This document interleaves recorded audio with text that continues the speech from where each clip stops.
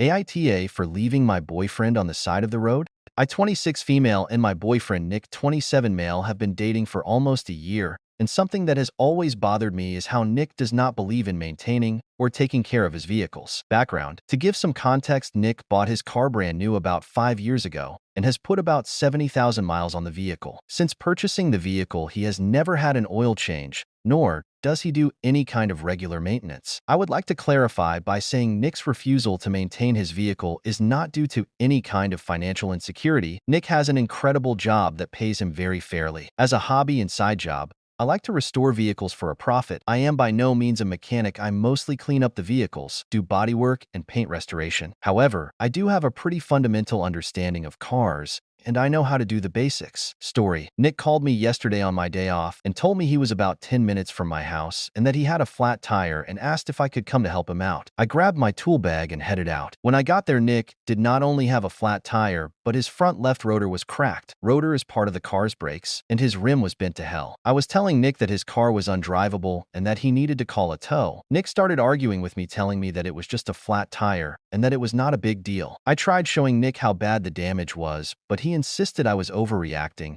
and that he just needed me to change the tire. I refused, and in Nick's own words, I started mothering him on how poorly he takes care of his car. The argument got heated, and Nick lashed out at me and started saying things like, "Just because you have a set of pink tools and watch YouTube doesn't make you a mechanic." After Nick said this, I started to pack up my tools and told him that he was right. I'm not a mechanic, but that he should probably call one because I'm not changing his tire. I left Nick on the side of the road, and he refuses to talk to me until I apologize for abandoning him. Am I the a-hole?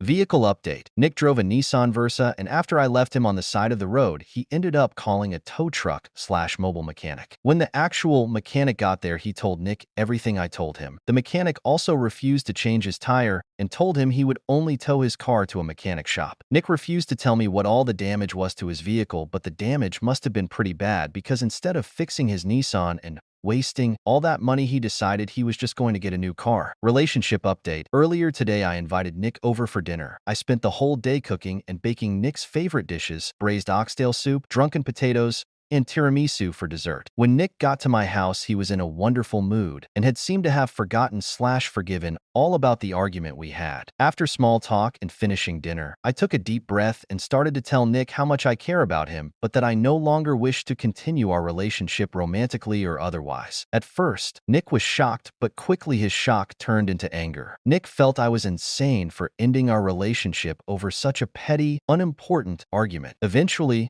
Nick tried to apologize, but I told him an apology was no longer something I was looking for. The whole time Nick was talking, I sat there on the opposite end of the table, listening with both ears, allowing him to say what he felt he needed to. When Nick was done, I looked at him and reminded him of some of the wonderful times we had together. I reminded him that we are both adults and we can choose to either end a one-year relationship with arguing and anger, or we can choose to end things on good terms and finish a lovely last meal together. Nick calmed down after this, and his tone of voice started to match mine. We didn't talk for much longer, but luckily I planned ahead and had some tiramisu wrapped up for him along with a small bin of all the things he kept at my house. Before Nick left, I gave him a big hug and told him that if he ever needed someone to show him how to change a tire, I would be happy to send him a YouTube tutorial. Life update: over these last few days, I decided to treat myself and buy my neighbor's old 1978 Ford Ranger, red. The truck is an absolute hunk of junk and will probably take me over a year before it starts to look somewhat recognizable. But I figured it would be more time and cost-effective for me to obsess over an old broken truck than it would be for me to fixate on broken men. I plan on staying single for a while and hope to take better care of not only myself, but to also focus on my 3 German Shepherds more.